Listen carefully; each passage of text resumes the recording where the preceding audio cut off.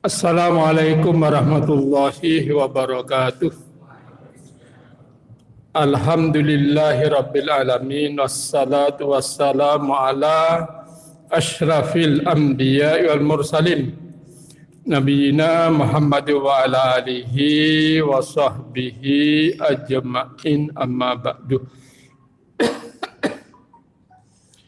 Bapak dan Ibu hadirin sekalian yang dirahmati Allah, marilah kita awali dengan Bismillahirrahmanirrahim. Astaghfirullah, astaghfirullah, astaghfirullah alladzi la ilaha illa huwal hayyul qayyum wa atubu ilaih. Ya Allah, ampuni kesalahan hamba. Tiada Tuhan yang disembah kecuali Engkau. Engkau maha hidup, maha berdiri. Hamba bertaubat kepadamu, ya Allah. Pertama, marilah kita bersyukur kepada Allah. Paling tidak kita mengucapkan Alhamdulillahirabbil alamin. Kemudian yang kedua, kita berselawat kepada junjungan Nabi besar Muhammad sallallahu alaihi wasallam, kepada keluarga, sahabatnya, pengikutnya sampai akhir zaman. Paling tidak kita mengucapkan Allahumma sholli ala Muhammad wa ala ali Muhammad.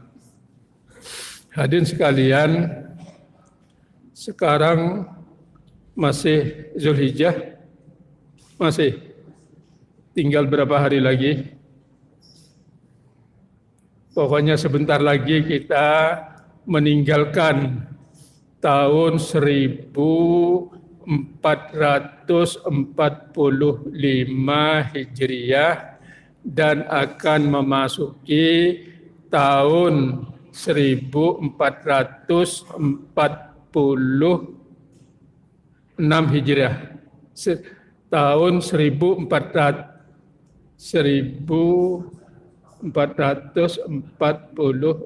Hijriah.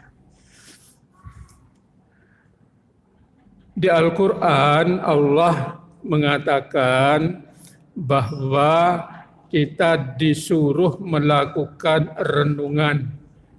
Ayatnya terdapat dalam Al-Quran surat 59 ayat 18. A'udzu billahi minasyaitonir rajim. Ya ayyuhalladzina amanu taqullaha wal tanzur nafsum ma qaddamat lighad wattaqullaha innallaha habirum bima ta'malun. Wahai orang yang beriman, hendaklah kalian takut kepada Allah, takwa kepada Allah, mengerjakan apa yang diperintahkan oleh Allah dan menjauhi apa yang dilarang oleh Allah Subhanahu wa taala. Itu namanya takwa kepada Allah.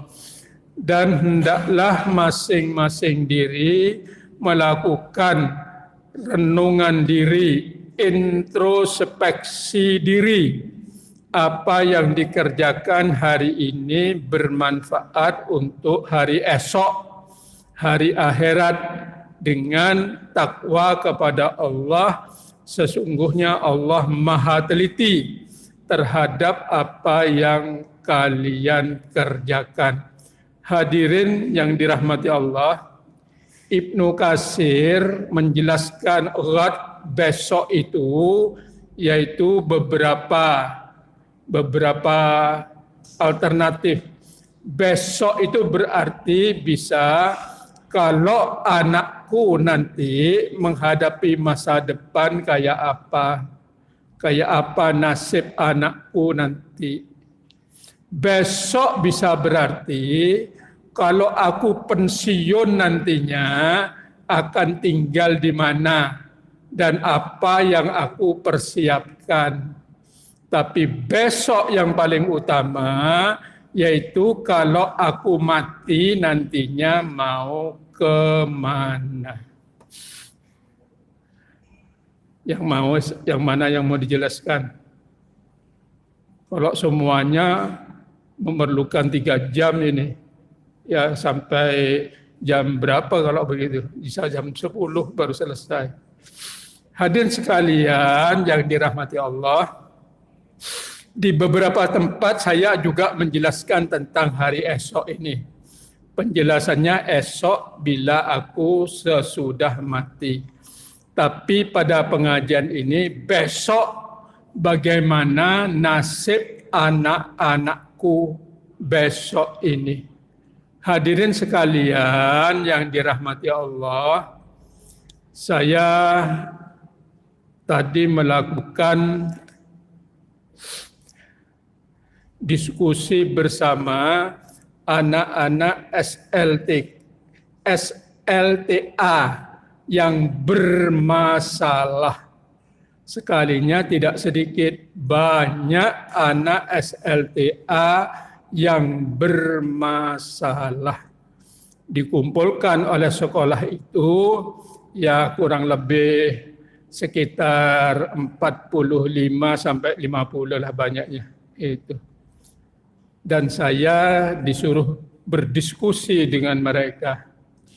Ternyata anak-anak ini kalau ditanya, tadi sholat subuh, apa jawabnya? Kesiangan Pak, gitu. Tanya ke yang lain, sami mawon, sama saja. Jadi anak-anak sekarang ini tidurnya kemalaman. Rata-rata tidurnya jam 12. Paling sungsung jam 11.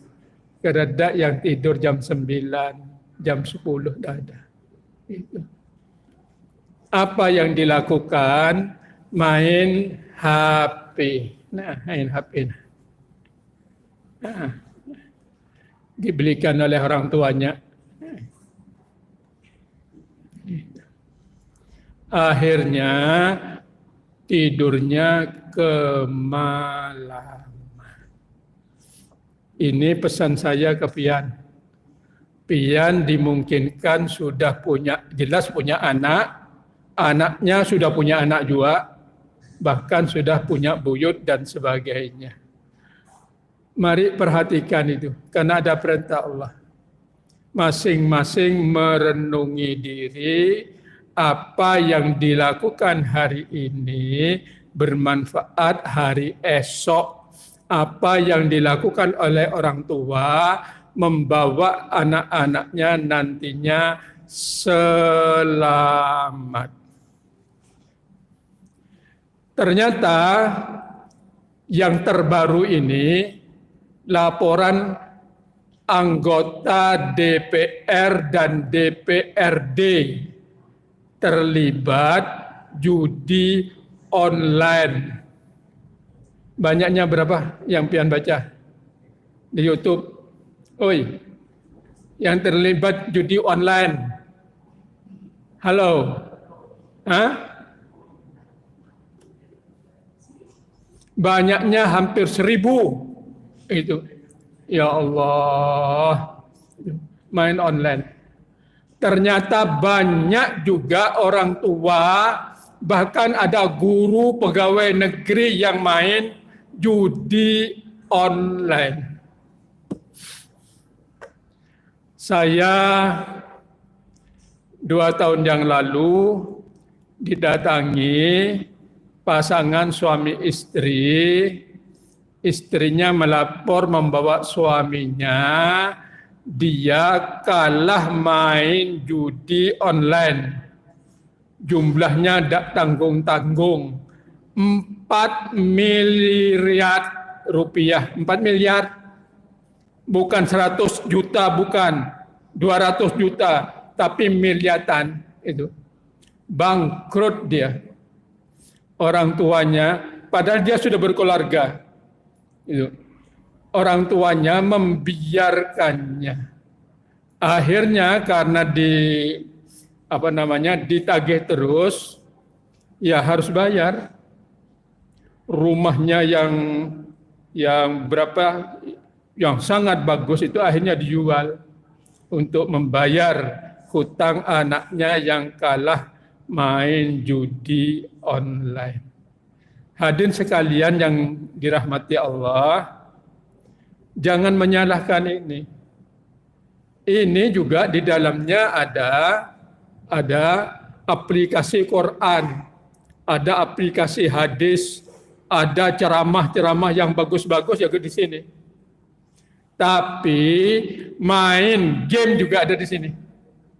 Beweaan, bercintaan, pacaran juga ada di sini. Ada di sini. Gitu. Salahnya siapa? Hadirin sekalian yang dirahmati Allah, ini yang perlu kita renungi. Mau diapakan anak-anak kita ini? Kalau ini digunakan dengan salah, ayatnya ada di dalam Al-Quran.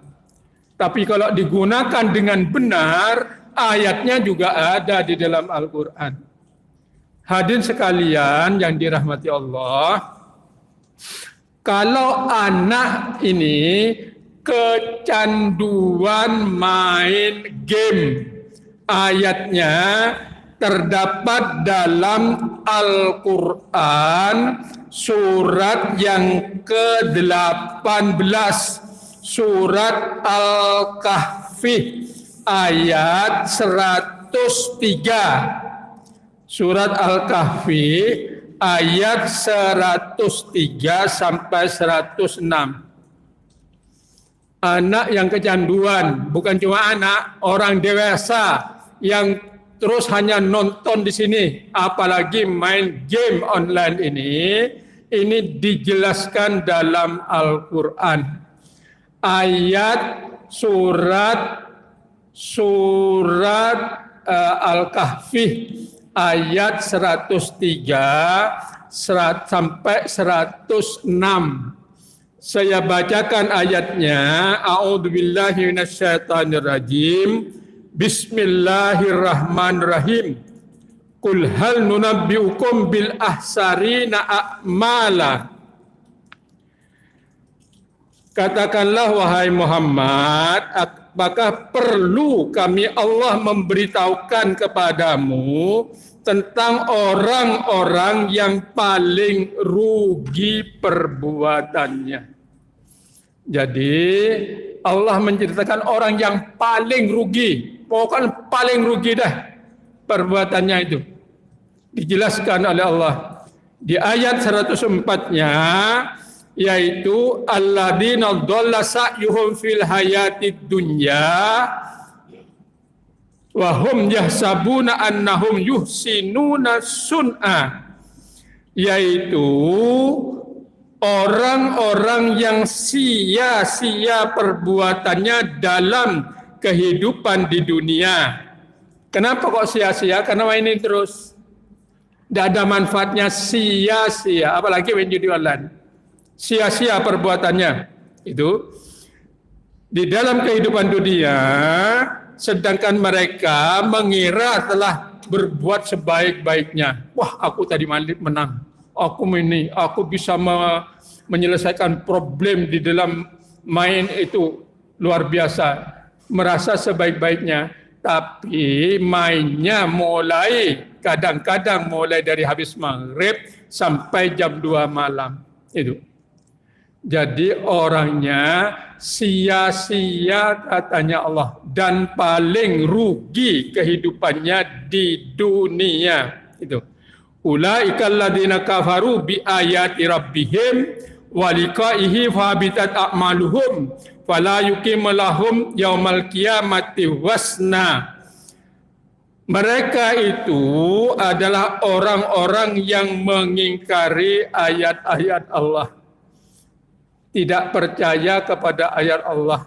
Padahal Allah mengatakan waja'alna naumakum subata, dijadikan malam harimu untuk istirahat.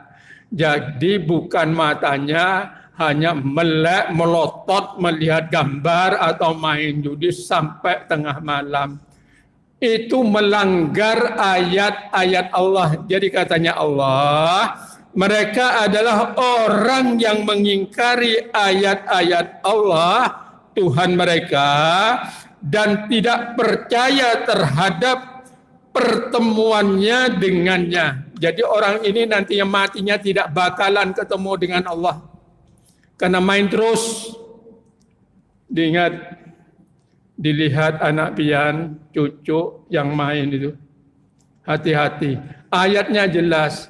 Dia mempermainkan ayat Allah. Dan kalau mati nantinya tidak akan ketemu dengan Allah.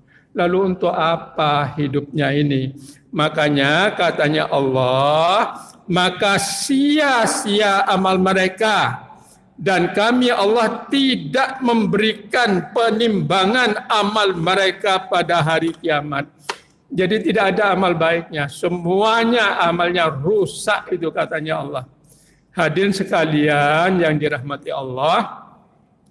Kemudian di ayat 106-nya Allah mengatakan zalika jazaohum jahannam bima kafaru wattahadu ayati wa rusuli huzwa. Demikianlah balasan mereka itu adalah neraka jahanam karena kekafiran mereka dan karena mereka menjadikan ayat-ayat Allah dan rasul-rasul Allah hanya sebagai olok-olok. Jadi saya tatkala ketemu dengan para remaja yang hampir 50-an itu saya bukakan aplikasi dalam Al-Quran ayat ini, mau hidup di dunia nantinya hanya senang-senang saja, matinya nantinya abadi dimasukkan ke neraka jahanam oleh Allah. Hadirin sekalian yang dirahmati Allah, ini perlu diberitahu.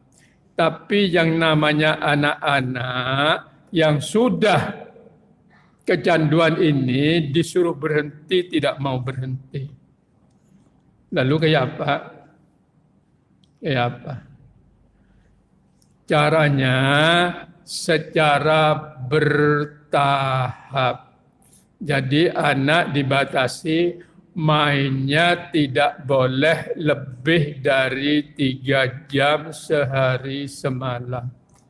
Karena sudah diteliti di Inggris sana, anak yang main nantinya di media ini lebih dari 3 jam sehari, kemudian mengerjakannya selama 120 hari, selama 4 bulan.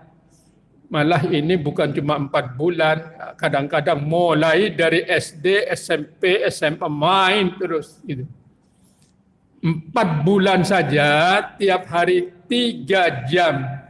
Maka bahayanya melebihi bahaya kecanduan narkoba. Tidak tanggung-tanggung. Dan cara untuk menyembuhkannya, wah luar biasa. Luar biasa. Oleh sebab itu, tugas pian orang tua, yaitu perhatikan anak-anaknya, perhatikan cucu-cucunya, perhatikan semuanya, generasi di rumahnya ini, dilihat. Kalau pas main ini terus diberitahu, batasi sebentar saja, jangan sampai lewat tengah malam. Kalau lewat tengah malam main, maka otak bagian tengahnya nanti yang dirusak duluan. Otak tengahnya, yaitu karena melakukan perbuatan yang tidak berguna, perbuatan yang sia-sia. Kalau dari otak kanan, dari anak main terus, biasanya yang diganggu adalah otak kirinya, yaitu otak berpikir itu yang diganggunya. Kalau sampai dia melewati tengah malam, otak kirinya ini orangnya sering berdusta, orangnya sering ngeramput, nantinya pekerjaannya dusta aja.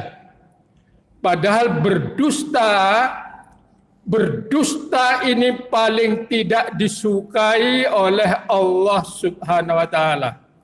Dalam Al-Qur'an surat yang ke-77, surat Mursalat. Surat Mursalat ini isi ayatnya 50 ayat. Tetapi ada 10 ayat diulang-ulang. Bunyi ayatnya, wailul yauma idzil lil mukadzibin. Masuk neraka paling bawah orang-orang yang mendustakan kebenaran.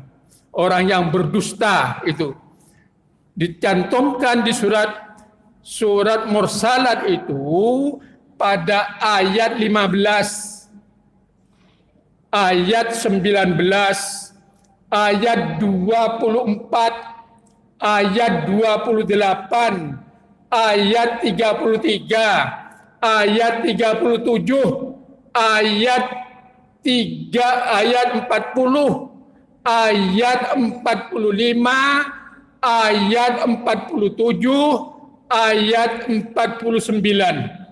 Diulang sampai 10 kali. Wailul yauma idzil lil mukadzibin. Masuk neraka paling bawah orang yang mendustakan kebenaran. Kalau pas anak kecanduan ini yang diserang adalah otak kirinya, maka anak ini sering ngeramput. Tetapi kalau yang diserang gara-gara main ini, pas yang diserang otak sebelah kanan, maka anaknya mesti orangnya ini suka penyarikan. Ya. Pokoknya penyarikan, suka ngomel, suka macam-macam, ya, penyarikan. Kemudian orangnya sangat engken. Apabila orang ini penyarikan dan orangnya engken, sekalipun tidak main ini, tapi orangnya penyarikan. Yang penyarikan. Nah, dan orangnya sangat pelit, ya. Pokoknya duit kalau sudah masuk di kantongnya tidak boleh keluar. Itu otak bagian sebelah kanannya sudah rusak. Al-Quran yang mengatakan wailul likulli humazatil lumazah, itu masuk neraka paling bawah orang yang suka ngomel dan suka mencela, alladzi jama'a mala wa addadah, dan suka menghitung-hitung duitnya. Itu surat Humazah, itu surat yang ke-104 itu. Itu adalah orang yang penyarikan, orang yang engken itu. Katanya Allah, kalla la yumbadanna fil hutamah. Nanti akan dimasukkan ke neraka hutamah. Wa ma adraka mal hutamah. Tahukah kamu neraka hutamah itu?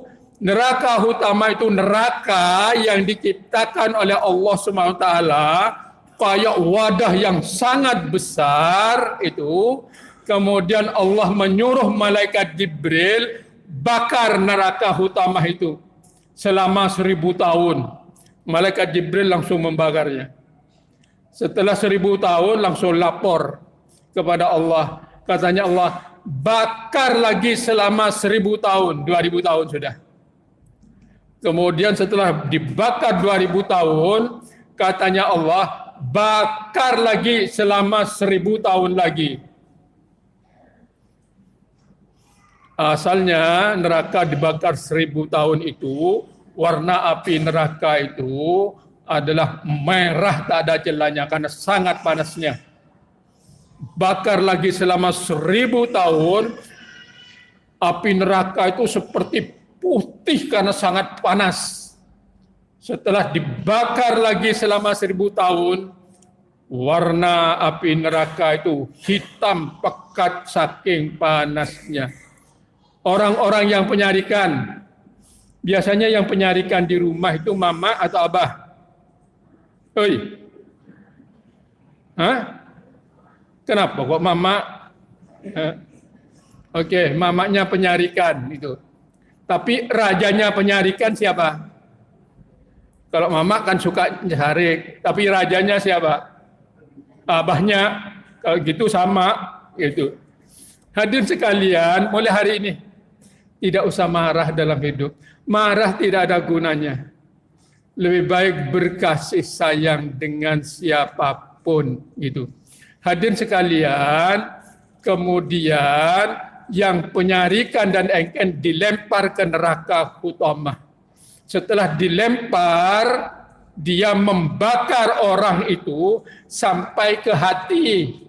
Kenapa kok disebutkan hati? Karena orang yang engken dan penyarikan itu sering nyakiti orang, ya, sampai ke hati. Kemudian setelah terbakar sampai ke hati, kemudian ditutup rapat. Neraka hutamahnya ditutup rapat. Kalau pian merebus ayam di panci, kemudian pancinya ditutup rapat, namanya apa? Oi, di presto. Diingat yang penyarikan dan engken nanti di presto.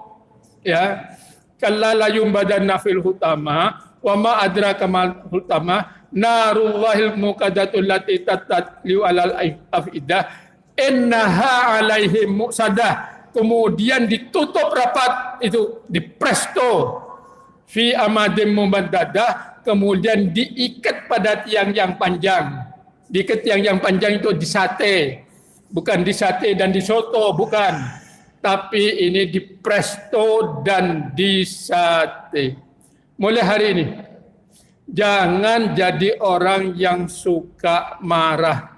Oleh sebab itu, Allah memberitahu kita supaya hidup ini mendapatkan sorga yang seluas langit dan bumi, disediakan orang-orang yang takwa. Cirinya adalah wal qadiminal ghaidah, tahan marahmu, jangan penyarikan. Pertanyaannya, kayak Bapak caranya supaya tidak penyarikan? Ada kisah, loh ini sudah hampir isak kah? Kayak apa ini? Ceritanya Abdurrahman Sudais, ini ceritanya beliau, supaya bisa menahan marah. Abdurrahman Sudais ini masa kecilnya, masa kanak-kanak, mungkin kalau di Indonesia masa seumur PAUD, itu anaknya sangat nakal. Abdurrahman Sudais ini. Suatu ketika ibunya ini ada mau kedatangan tamu istimewa. Ibunya ini akhirnya masak hidangan yang paling enak karena ada tamu istimewa yang akan ke rumahnya itu. Udah, akhirnya setelah hidangannya sudah tersedia dan kira-kira masakannya sudah hebat sekali, Abdurrahman Sudais ini di luar itu main debu dan kerikil itu. Begitu tidak ada mamaknya, dia masuk ke dalam. Semua hidangan itu diberi debu dan kerikil. Semua hidangan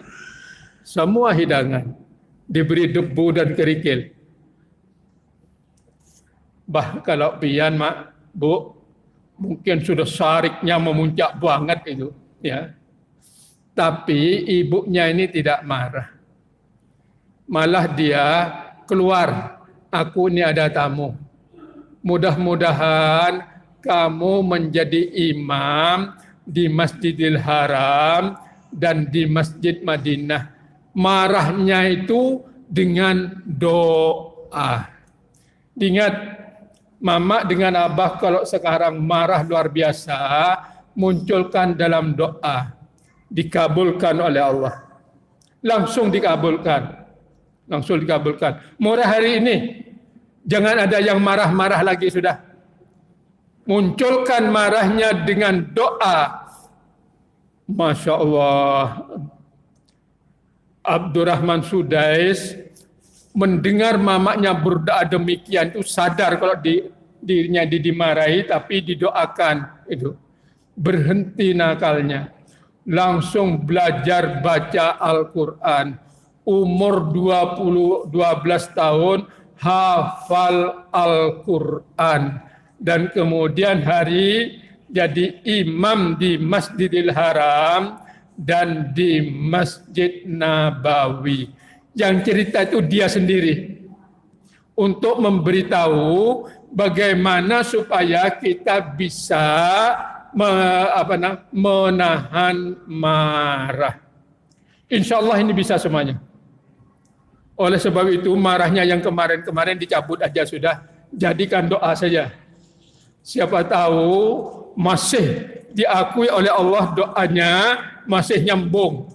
Hadirin sekalian yang dirahmati Allah, tugas orang tua terhadap anak-anaknya yang akan datang bersama-sama mengajak ke sorga. Ini tugas kita semuanya. Yang menyuruh Allah, Al-Quran surat yang ke-13 ayat 23 dan 24. Saya bacakan ayatnya. Jadi tugas kita ini mengajak semuanya masuk surga. Yang menyuruh Allah surat Ar-Ra'duh ayat 23 24. A'udzubillahi minasyaitonirrajim. Bismillahirrahmanirrahim. Jannatu adnin yadkhulunaha wa man shalaha min abaihim wa aswajihim wa dzurriyyatihim wal malaikatu yadkhuluna alaihim min kulli bab. Salamun alaikum bima sabartum fa ni'ma uqbadar. Yaitu mereka diajak masuk surga Aden. Mereka masuk ke dalamnya bersama-sama orang yang beramal soleh dari leluhurnya, dari pasangannya, dari anak-anaknya, menantunya, cucunya, dan seterusnya. Dibawa, pian yang membawa nantinya itu dibawa. Kemudian setelah dibawa, dia sekalinya disambut oleh malaikat dari semua pintu. Malaikat-malaikat langsung nyambutnya. Itu katanya malaikat, salamun alaikum bima sabartum. Salam sejahtera atas kamu karena kesabaranmu. Jadi sekarang ngajari anak-anak kita semuanya tidak boleh marah-marah, tapi harus sabar. Salamun alaikum bima sabartum wa ni'ma uqbadar. Itu salam sejahtera atas kamu karena kesabaranmu, maka alangkah nikmatnya tempat kesudahan itu, yaitu kita harus sabar. Pertanyaan saya, siapa yang sudah sabar? Angkat tangan. Oi, kok ada yang angkat tangan? Hah? Angkat tangan. Pian yang sabar. Kalau pian sabar, aku masih belum juga. Pian ganti sini, jelaskan. Ya, aku saja tidak angkat tangan. Imam langsung angkat tangan. Kemudian semua disuruh sabar. Tapi katanya Allah, semua yang hadir ini termasuk yang sini sama tidak punya ilmu sabar. Ayatnya di dalam Al-Quran surat 16 ayat 127. Wasbir, bersabarlah kamu, wama sabruka, tapi kamu tidak punya ilmu sabar. Jangan ngaku-ngaku sabar, kita tidak punya. Tetapi katanya Allah, ya, kamu tidak mungkin sabar illa billah, kecuali diberi oleh Allah. Yang diharapkan sabar ini pemberian dari Allah itu. Tapi kada apa-apa, bagus saja. Ya, siapa tahu nanti diberi bujuran, diberi terus sehingga bisa sabar terus kita semuanya ini. Itu. Ya, wasbir, bersabarlah, wa ma sabruka, tapi kamu tidak mungkin sabar illa billah, kecuali dapat pertolongan Allah. Supaya dapat pertolongan Allah, wala tahzan alaihim, jangan sedih hati kalau ada mereka yang bandel. Sedih saja tidak boleh, apalagi jengkel, apalagi sarik, tidak boleh. Jadi jangan penyarikan. Kemudian yang berikutnya, wala taqu fi dzaikim mimma yamkurun, dan janganlah kamu sempit dada terhadap tipu daya mereka. Jadi jangan penyarikan dan harus lapang dada. Tidak boleh sempit. Masjid ini lapang atau sempit? Oi. Lapang atau sempit? Lapang. Diisi 5.000 orang. Kira-kira lapang atau sempit? Supaya lapang? Supaya lapang? Jangan ditambah bangunannya, rusak. Ya, ya dikeluarkan gitu. Jadi supaya kita ini lapang dada, banyak ngeluarkan. Head, gitu. Jangan dibalik. Jangan begitu. Jadi banyak memberi. Orang yang banyak memberi itu akan lapang dada. Jadi orangnya jangan engken, jangan penyarikan. Kebalikannya al-humazah tadi itu. Insya Allah mulai hari ini. Tapi tadi celengan lewat. Tuh. Terisi apa enggak? Terisi tapi tidak banyak. Gitu.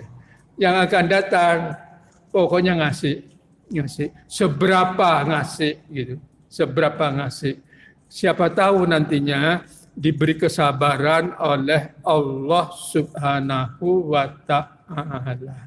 Hadirin sekalian yang dirahmati Allah, oleh sebab itu di dalam hidup ini kita disuruh oleh Allah bersama-sama dengan yang lain supaya nantinya bisa masuk surga. Ini yang harus dilakukan renungan-renungan.